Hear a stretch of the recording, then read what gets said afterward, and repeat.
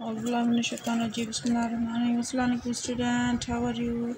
आई hope तुम बिल्कुल ठीक होंदा जिते भी जो खुश है आबाद हुजो। अॼु मैं तव्हांजे लाइ खणी आई आहियां गेस्ट पेपर। ही गेस्ट पेपर आहे सिंधी फॉर क्लास 6 क्लास 6 जे लाइ गेस्ट पेपर आहे। ही तव्हांखे हेल्पफुल मदद ॾींदो जॾहिं भी कोई भी मिड टर्म थो थिए या एनुअल एग्ज़ाम थो थिए, उन में तव्हांजे लाइ तमामु सुठो हूंदो। हाणे अचूं था पंहिंजे पेपर ते। हाणे क्वेश्चन नंबर 1 जेको स्टार्ट थिए थो उहो आहे पंहिंजे स्कूल जे हेडमास्टर ॾांहुं हिकु ॾींहं जी मोकल जी दरख़्वास्त लिखो।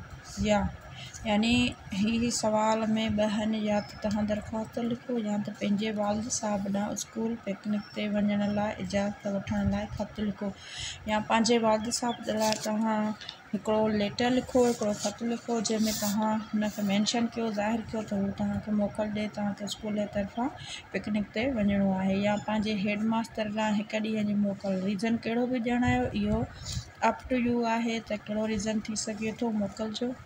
ठीकु आहे। ऐं क्वेश्चन नंबर 2 आहे कंहिं बि हिक ते मज़मून लिखो। हाणे मज़मून सुठे तरीक़े सां सुठनि अख़रनि सां हेडिंग सां ॾियणो आहे। जीअं आहे अब्दुल सत्तार ईदी। हाणे अब्दुल सत्तार ईदीअ जी पूरी लाइफ ते तव्हां लिखी सघो था हॉकी मैच। पाकिस्तान जी जेका क़ौमी रांदि आहे उहा हॉकी आहे, उन हिकु मैच जो तव्हां ज़िक्र हिन मज़मून में करे सघो था। ठीकु आहे। हाणे हिन खां सवाइ क्वेश्चन नंबर 3 आहे हेठनि मां किन बि 5 सुवालनि जा जवाब लिखो। हाणे हिन में छा आहिनि, 7 सुवाल तव्हांखे मिलियल आहिनि। 7 मां तव्हांखे 5 जा सुवाल लिखणा आहिनि। ही तव्हांजे सबक़नि मां वरिता विया आहिनि सुवाल, जिन जा जवाब तव्हांखे लिखणा आहिनि। पहिरियों सुवाल आहे मस्जिद नबवी जी अॾावत में पाण सगोरन कहिड़ो हिसो वरितो। सुवाल नंबर 2 आहे नज़रिए पाकिस्तान जो ठहिराउ किथे पास थियो। सुवाल नंबर 3 आहे साईं सूर्या बादशाह जो जनमु किथे थियो। सुवाल नंबर 4 आहे मल रांदि खे कहिड़े दौर में तरक़ी मिली। 5 आहे शाइर सरीअ जूं कहिड़ियूं पोखूं बयानु कयूं आहिनि। 6 आहे सिहत बरक़रार रखण लाइ कहिड़ा उसूल ज़रूरी आहिनि। 7 आहे बंबोर शहर बाबति कहिड़ो किसो मशहूरु आहे। हाणे ही 7 सुवाल आहिनि तव्हांजे सबक़नि मां वरिता विया आहिनि। 7 मां के बि तव्हांखे 5 जा जवाब ॾियणा आहिनि। ठीकु आहे। हुन खां पोइ क्वेश्चन नंबर 4 आहे हेठनि मां किन बि 5 लफ़्ज़नि जी माना लिखो ऐं जुमिला ठाहियो। हाणे इहे लफ़्ज़ जेके आहिनि तव्हांजे सबक़नि मां वरिता विया आहिनि, इन्हनि जी माना लिखणी अथव ऐं हर हिकु जुमिले लफ़्ज़ जो जुमिलो ठाहिणो अथव। ठीकु आहे। हाणे लफ़्ज़ आहिनि 5, 7 लफ़्ज़ मिलियल आहिनि। 7 मां 5 जी तव्हांखे माना लिखी करे उन्हनि जा जुमिला ठाहिणा आहिनि। वसंदी, हिफ़ाज़त, वसकारो, पहलवान, उसूल, ठहिराउ ऐं मार। ही लफ़्ज़ आहिनि। इन्हनि मां 5 जी तव्हांखे माना लिखी करे ऐं जुमिला ठाहिणा आहिनि। ठीकु आहे। हाणे क्वेश्चन नंबर 5 आहे हेठनि मां किन बि 3 जी वस्फ़ लिखो मिसालनि सां। हाणे मिसाल ॾेई करे वस्फ़ लिखणी आहे।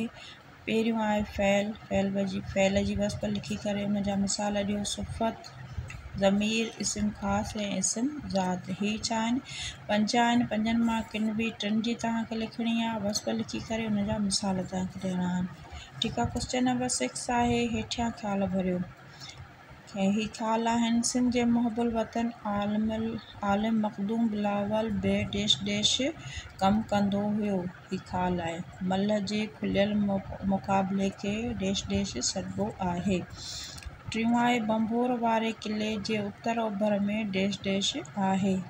ससुई रजी रहाकू हुई जंहिं पोइ मल रसी 3 कई। ठीकु आहे। ही 5 ख़्याल आहिनि। 5 ख़्यालनि में तव्हांखे सही जवाबु फिल करिणो आहे ऐं ही ख़्याल बि तव्हांजे सबक़ 6 क्लास जे सबक़नि मां ई वरिता विया आहिनि। ही हुयो असांजो पेपर। ऐं हिन सां रिलेटेड हिन सां मुतालिक़ जेकॾहिं तव्हांखे कोई सुवालु पुछिणो आहे त तव्हां मूंखां सुवालु पुछी सघो था, कमेंट करे सघो था। मुंहिंजे वीडियो खे लाइक, शेयर ऐं सब्सक्राइब करणु चैनल खे न विसारियो। मिलूं था वरी ॿिए कंहिं वीडियो में। टिल देन अल्लाह हाफ़िज़।